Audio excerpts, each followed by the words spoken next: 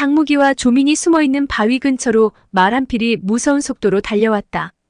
그리고 그 뒤를 말 두 필이 매섭게 추격해오고 있었는데 그 거리는 불과 200~300척밖에 되지 않았다. 첫 번째 기마가 접근해오자 장무기는 조민을 향해 속삭였다. 송청서 형님이요. 그러자 조민이 얼른 송청서를 막으라고 말했다. 장무기도 그 말을 듣고 뭔가 생각난 것이 있는지 즉시 땅바닥에서 얼음덩어리 하나를 집어들고 손가락으로 튕겨 날렸다. 날아간 얼음덩이는 그대로 송청서가 탄 말 앞발목에 적중했다. 난데없이 날아든 얼음덩이에 얻어맞은 말은 고통을 이기지 못하고 땅바닥에 털썩 무릎을 꿇었다. 그 순간 말 한 장에서 몸을 솟구쳐 올린 송청서가 지면에 발을 딛기 무섭게 말을 일으켜 세우려 했으나 말은 왼쪽 다리가 부러져 땀바닥에 쓰러진 채 버둥거리기만 할 뿐이었다. 뒤에서 추격해오는 기수들이 점점 가까워지자 송청서는 당황하며 두리번거리다 장무기 일행이 숨은 곳으로 도망쳐오기 시작했다. 장무기는 다시 얼음덩어리 하나를 주워들고 손가락으로 튕겨 날렸다. 날아간 얼음덩어리는 송청서 오른쪽 종아리 혈도에 명중했다. 이어서 장무기는 번개 같은 속도로 무당 사엽이 아열을 모조리 찍었다. 그때 송청서가 외마디 소리를 지르면서 눈밭에 나뒹굴었다. 곧이어 맹렬한 기세로 추격해오던 말 두 필이 들이닥쳤다. 뜻밖에도 그 추격자들은 개방의 장로 진우량과 장바룡두였다. 송청서를 발견한 진우량과 장바룡두는 말 한 장에서 뛰어내리더니 조심스레 다가왔다. 송청서가 탄 말이 지친 끝에 쓰러져 낙마했다고는 해도 무공이 뛰어난 송청서가 그 정도로 부상을 입었을 거라고 생각하지 않았기 때문이다. 그들은 섣불리 방심했다가 오히려 역습당할지도 모른다는 생각에 양쪽으로 나뉘어 각자 병기를 뽑아들고 송청서를 겨누고 있었다. 장무기는 장백산으로 독초를 구하러 간 세 사람 중 두 사람이 송청서를 뒤쫓아온 것으로 보아 송청서가 양심의 가책을 느끼고 도망쳤다고 판단했다. 장무기는 얼른 송청서를 구해야겠다고 생각하고 땅바닥에서 얼음덩어리를 주워 진우량에게 튕겨보내려 했다. 그 순간 조민이 장무기의 팔을 잡으며 고개를 흔들었다. 그러고는 손가락으로 자기 귀를 툭툭 쳤다. 저들 셋이서 과연 무슨 얘기를 나누는지 들어보자는 신용이었다. 그때 장바룡두의 성난 목소리가 들려왔다. 송가 이놈, 무슨 짓을 하려고 야반도주를 했느냐? 혹시 무당산으로 달려가 네 아비한테 우리 계획을 고자질하려는 속셈이냐? 그러면서 들고 있는 칼을 송청서 머리 위에서 이리저리 휘둘렀다. 장바룡두가 휘두르는 칼바람 소리가 얼마나 큰지 바위 뒤편에서 꼼짝달싹 못하는 송원교의 귀에도 똑똑히 들려왔다. 사랑하는 아들이 위기에 처했다고 생각하니 아비된 사람의 심정이 얼마나 조마조마하겠는가. 송원교는 무심히 돌아보던 장무기와 눈길이 마주쳤다. 송원교는 간절히 애원하는 표정으로 장무기를 바라봤다. 장무기는 그런 뜻을 알아채고 조용히 고개를 두어 번 끄덕여 보였다. 정말 위험한 상황이 오면 나가서 구해주겠다는 뜻이었다. 그때 송청서의 대꾸가 들려왔다. 난 아버님께 일러 바치러 가는 길이 아니었소. 그 말을 장바룡두가 다시 받았다. 방주께서 니놈 떨어 나와 함께 장백산에 가서 약을 캐오라고 명하셨는데 어째서 간다는 말 한마디 없이 훌쩍 떠나버린 거냐? 당신도 낳아주고 길러주신 부모님이 계셨지 않소? 당신들이 나더러 아버님을 해치라고 하는데 내 어찌 차마 그럴 수 있단 말이오. 난 죽으면 죽었지 절대로 그런 짐승보다 못한 짓은 할 수가 없소. 나는 세상이 용납 못할 죄인이오. 애당초 살고 싶은 생각도 없는 몸이오. 지난 며칠 동안 눈만 감으면 7째 사숙이 나더러 목숨을 내놓으라고 달려드는 모습이 보였소. 그분의 한 맺힌 영혼이 저승으로 가지 못하고 내게 달라붙어 떨어지지 않는 것 같아 견딜 수가 없었소. 이제는 더 견디기 어렵소. 이 더러운 목숨을 그 팔개도로 쳐서 단칼에 날 죽여주시오. 송청서의 말을 들은 장바룡두가 팔개도를 번쩍 치켜들더니 냅다 고함을 질렀다. 오냐 이놈. 내 단칼에 니놈을 죽여주마. 네가 감히 방주님의 명을 거역하고 우리 개방을 배반했는데 살기를 바랬더냐? 이때 진우량이 불쑥 끼어들었다. 용두 형님, 고정하시구려. 마음 떠난 사람 죽여버린들 무슨 이득이 있겠소? 저갈 대로 가게 그냥 내버려 둡시다. 그 말에 장바룡두가 뭔 소린가 싶어 두 눈을 휘둥그레 떴다. 이대로 그냥 놓아주잔 말인가? 진우량이 차갑게 비웃으며 그 말을 받았다. 이 친구는 제 손으로 7째 사숙되는 막성곡을 살해했습니다. 그 사실을 무당파에서 알게 된다면 저 친구 목숨이 남아나겠습니까? 우리 손에 피를 묻히지 않아도 어차피 죽을 녀석입니다. 우리같이 의협의 길을 걷는 사람 손에 저런 불충불효하고 의리 없는 페류나의 더러운 피를 굳이 묻힐 필요는 없지요. 바위더미 뒤편에서 엿듣고 있던 장무기를 비롯한 모든 사람은 청천벽력과 같은 이 말에 대경실색했다. 어렴풋이 짐작하고 있던 장무기와 조민도 직접 진실을 알게 되자 놀라지 않을 수 없었다. 하지만 까맣게 아무것도 모르던 무당사협의 충격에 비할 바는 아니었다. 송원규를 비롯한 무당사협의 얼굴빛이 어느새 해쓱하다 못해 시퍼렇게 질려 있었다. 생각지도 못한 아들의 진실을 알게 된 송원규의 얼굴은 흘러내리는 눈물로 범벅이 되어 있었다. 그때 송청서의 떨리는 목소리가 들려왔다. 진우량 형님, 그 일만큼은 절대로 발설하지 않겠다고 굳게 맹세하지 않으셨소? 형님이 얘기하지 않는다면 내 아버님이나 사숙들이 어찌 알겠소? 그 말을 듣고 진우량이 싸늘하게 웃으며 냉랭하게 대꾸했다. 자넨 내가 맹세한 일만 기억하고 자네 입으로 약속한 말은 다 잊은 모양이군. 자네는 분명히 내가 비밀을 지키는 조건으로 내 말에 절대 복종하겠노라 약속하지 않았는가? 그런데 뭐라? 자네가 먼저 약속을 어겼는데 나는 왜 맹세를 지켜야 하나? 송청서는 더 이상 반박하지 못하고 고개를 푹 숙인 채 한참 동안 생각에 잠겼다. 그러고는 마음을 굳혔는지 담담하게 말했다. 나더러 태사부님과 아버님 음식에 독을 타라고 했지만 내가 죽을지언정 차마 그 짓만큼은 못하겠소. 어서 그 칼로 날 죽여주시오. 진우량이 혀를 차며 부드럽게 타일렀다. 이것 봐 아우님. 시세의 흐름을 아는 자만이 중거리라고 하지 않았는가. 우리가 자네 부친과 태사부를 죽이려는 것이 아니야. 그저 몽혼약을 먹여서 혼미한 상태에 빠뜨리자는 것뿐이지 않나. 자네도 미륵사에서 승낙해놓고 이제 와서 왜 이러나? 그러자 송청서가 진우량을 똑바로 쳐다보며 말했다. 나도 그저 몽혼약인 줄 알고 승낙했던 거요. 그런데 장발용두가 조제하겠다는 약은 살모사와 진해독으로 만든 살인용 극독이지 절대로 사람을 혼절시킬 때 쓰는 몽혼약이 아니었소. 진우량이 코웃음을 치며 들고 있던 장검을 거두어들이더니 허공을 보고 혼잣말하듯 중얼거렸다. 아미파주 낭자는 아름답기가 하늘에서 내려온 선녀 같단 말씀이야. 아마도 그런 아리따운 절세미인은 세상에서 다시 찾아보기 어렵겠지. 아우님 자네는 그런 절세미인을 고작 장묵이란 놈한테 양보할 텐가. 청서 아우님, 자넨 그날 한밤중에 아미파 여제자들의 침실을 훔쳐보다가 7째 사숙한테 들켰지 않은가. 그래서 밤새도록 쫓기다 석강까지 가서 결국 싸움이 벌어졌고 끝내는 사숙되는 분을 시해하고 말았지. 안 그런가? 그게 다 무엇 때문이었는가?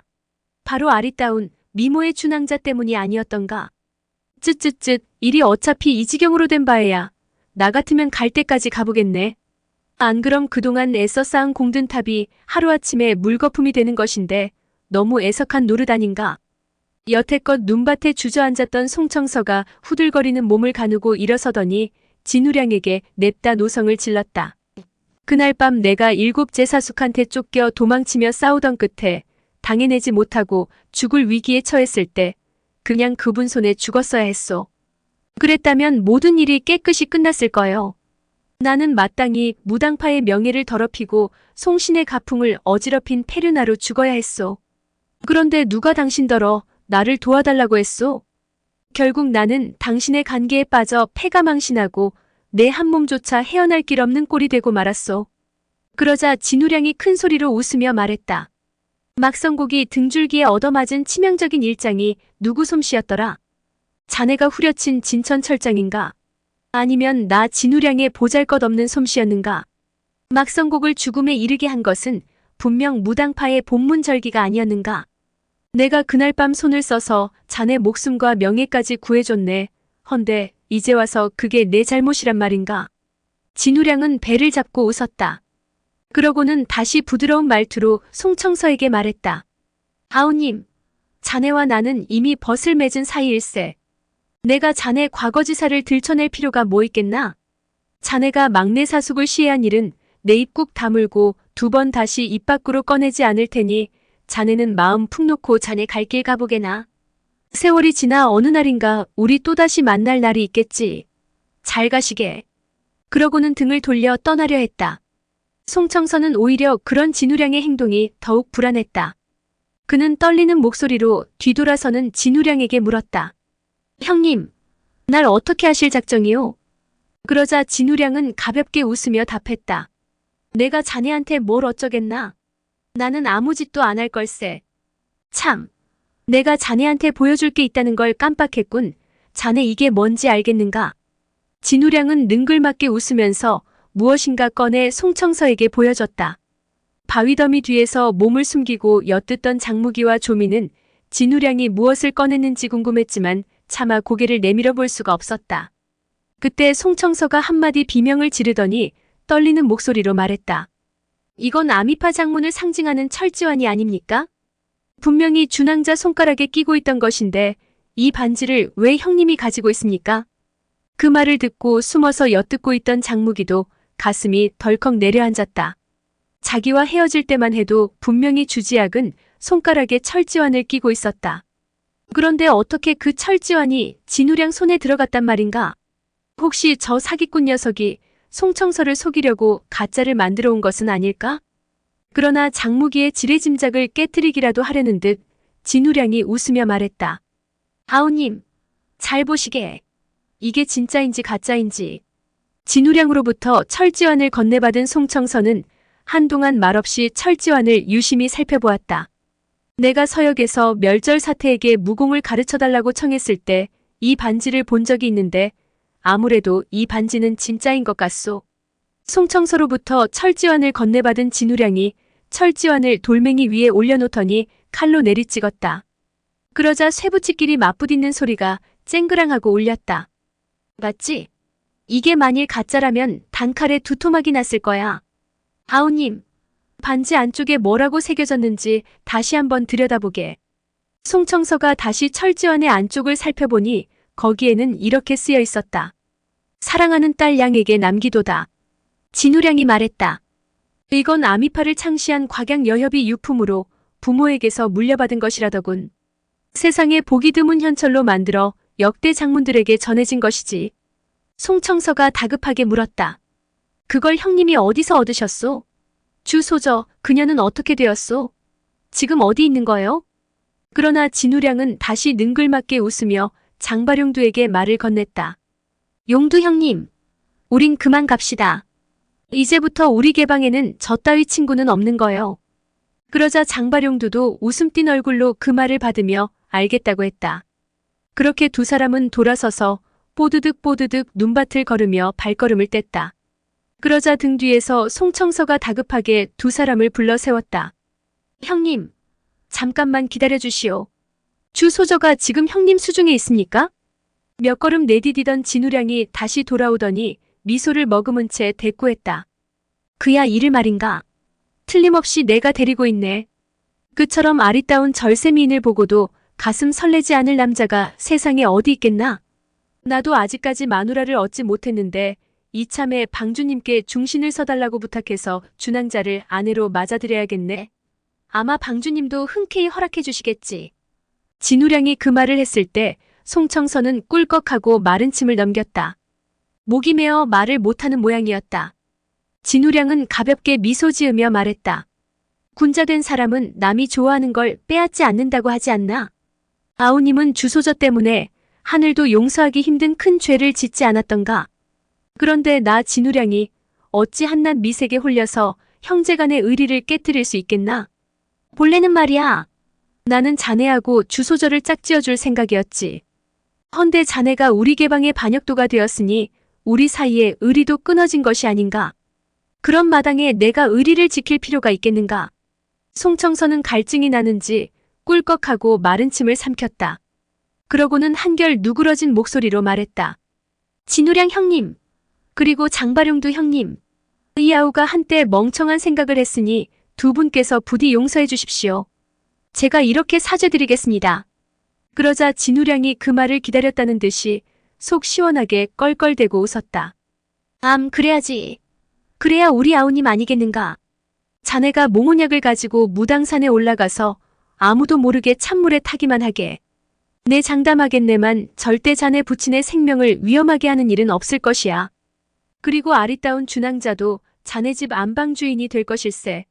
우린 그저 장산봉 진인과 무당파 엽사들을 인질 삼아 장묵이란 놈이 개방 말을 따르도록 하는 게 목적이지 장진인과 자네 부친을 해치는 게 목적이 아닐세. 자네도 생각해보게. 만일 장진인이나 자네 부친이 우리 손에 목숨을 잃는다면 장묵이란 녀석이 오히려 우리 개방에 복수하려 들 텐데 그러면 우리 개방한테 무슨 이득이 있겠는가? 그러자 송청서도 그 말이 맞다며 고개를 끄덕였다. 진우량의 말이 이어졌다. 우리 개방이 명교 세력을 끼고 이 땅에서 오랑캐를 몰아내는 날이면 중원 천하를 얻는 것은 그리 어려운 일이 아니지. 그리만 된다면 우리 방주님은 황제의 용상에 오르실 테고 우리 모두 개국공신이 되지 않겠는가? 그럼 우리 처자식은 고귀한 신분이 되어 부귀영화를 누릴 것은 말할 나위도 없거니와 자네 영친께서도 크게 기뻐하실 것이네. 송원교를 생각하니 송청서는 기뻐할 수만은 없었다. 그때 문득 뭔가 생각났는지 진우량이 송청서에게 물었다. 헌데 아우님, 방금 낙마를 한 모양인데 다리를 다쳤는가? 그러자 송청서가 대수롭지 않다는 듯 대꾸했다. 제가 경황 없이 달리다가 그만 종아리가 얼음 조각에 부딪혔습니다. 하필이면 얼음 조각이 부딪힌 곳이 종아리 축빈혈이지 뭡니까? 재수가 없으려니 별일도 다 겪는군요. 송청서는 방금 장발용두와 진우량에게 쫓기느라 정신이 팔려 누군가 자기를 암습했다고는 꿈에도 생각하지 못했다. 진우량이 또 한 번 껄껄대고 웃었다. 그게 어디 재수 없다고 할 일인가? 아우님이 여복이 터졌다고 해야 옳은 말이지. 얼음 조각에 종아리 혈도를 찍힌 덕분에 절세미인을 아내로 맞아들일 수 있었던 거 아니겠나? 자네 어서 가서 준항자를 만나봐야지. 지금 방주님과 장로들 모두 노룡진에 계시니 아마 준항자도 거기에 있을 걸세. 무당산 일만 잘 끝나면 이 형님께서 자네 두 사람을 책임지고 짝지어줄 테니깐 아무 염려 말게. 송청서는 기쁜 표정으로 얼른 노룡진으로 떠나자고 재촉했다. 그러면서 어떻게 하다 주지학이 개방 손에 떨어지게 되었는지 물었다. 그러자 진우량이 그 경위를 대략 설명해줬다. 진우량의 말에 따르면 개방 총회합이 있던 그날 2층 주류에서 술과 음식을 먹던 장발용두와 장봉용두는 개방 제자인 척하고 패거리 가운데 섞여있는 세 사람을 발견했다고 한다. 그리고 나중에 사람을 시켜 알아봤더니 그중 하나가 바로 주지학이었다고 했다. 그래서 사람을 보내 주지학을 데려왔다는 게 진우량의 설명이었다. 장무기는 숨어서 진우량의 설명을 듣고 아차 싶었다. 그런데 이상하게도 진우량의 입에서는 금모사왕 사손에 관한 얘기는 한마디도 나오지 않았다. 그때 또다시 진우량이 떠드는 소리가 들렸다. 준항자와 자네가 혼인하게 되면 아미파와 무당파가 모두 우리 개방 휘하에 들어오는 것이 아닌가. 게다가 명교 세력까지 보태지는 날이면 그 위세가 얼마나 크겠는가. 이 엄청난 세력이면 중원 천하의 주인이 바뀌고도 남지. 그러면서 껄껄대고 웃었다. 자신만만하게 말을 입 밖으로 쏟아내는 폼이 마치 개방이 벌써 천하를 얻은 듯했다. 그리고 진우량 자신은 이미 황제에 등극한 것처럼 들렸다.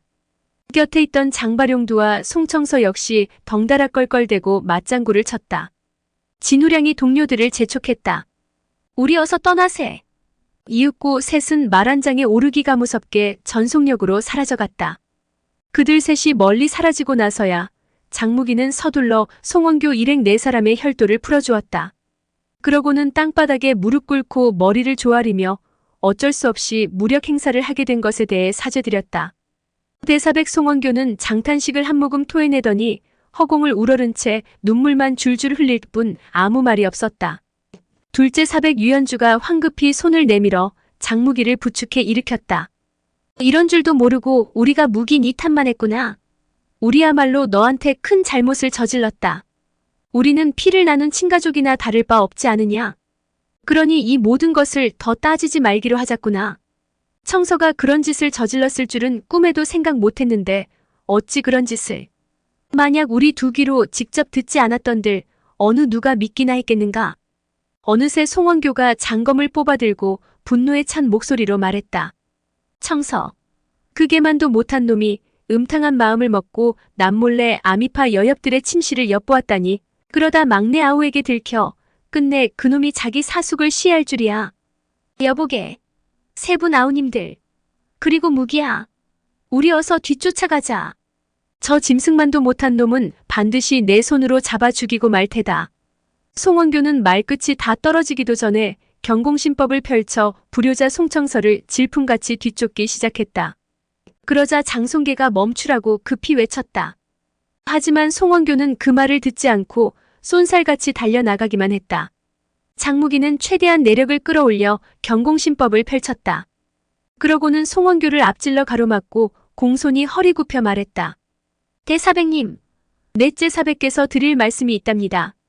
송사영이 지금 잠시 간악한 자의 꿰매 빠졌으나 훗날 반드시 깨닫게 될 터이니 그때 가서 책망하고 벌하셔도 늦지 않을 것입니다. 그러나 송원교는 그 말에 대꾸하지 않고 하늘을 우러른 채 울부짖었다. 일곱째야, 일곱째야. 이 못난 형이 너한테 미안하구나. 송원교는 20여 년 전 왜 다섯째 아우 장취산이 유대함에 대한 죄책감을 이기지 못하고 스스로 목숨을 끊었는지 그 심정을 가슴 깊이 이해할 수 있었다. 그는 맥없이 축 늘어뜨린 장검을 번쩍 들기 가무섭게 칼날을 되돌려 자기 목을 그어갔다. 그 모습을 보고 대경실색한 장무기가 건곤대 나의 신공을 펼쳐 눈 깜짝할 사이에 장검을 빼앗았다. 천만다행히도 치명상은 모면했지만 칼끝은 어느새 목적 부위를 긋고 지나간 뒤여서 피가 배어나오고 있었다. 뒤이어 달려온 세영제도 대사형이 자결하려 했다는 사실에 놀라 좋은 말로 위로했다. 형제들 가운데 가장 침착한 장송계가 대의를 들먹이며 말했다. 큰형님, 문호를 깨끗이 정리하는 것도 중요하지만 지금은 그보다 더 큰 일이 있습니다. 방금 진우량이란 자의 말을 들어보면 개방이 무림의 여러 문파를 제압하고 이 나라 강토를 도모할 계략을 꾸미고 있는 것 같습니다. 그러니 우리는 먼저 막중한 대사부터 논의해야 합니다. 그리고 지금 스승님께서는 이 일을 전혀 모르고 계십니다.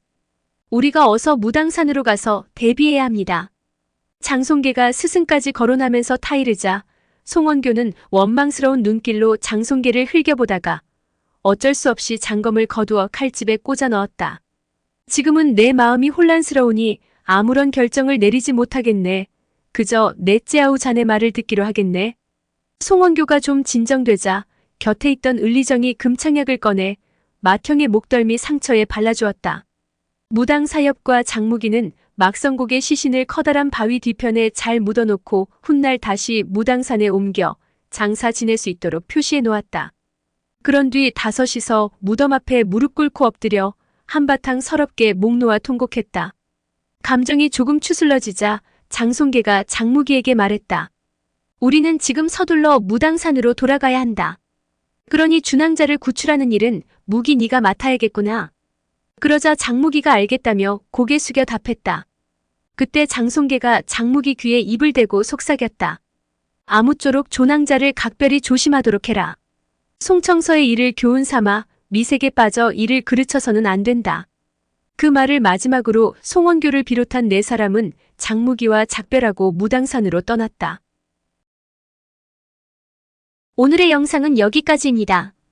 영상이 도움이 되셨다면 구독과 좋아요, 알람 설정 부탁드립니다. 시청해주셔서 감사합니다.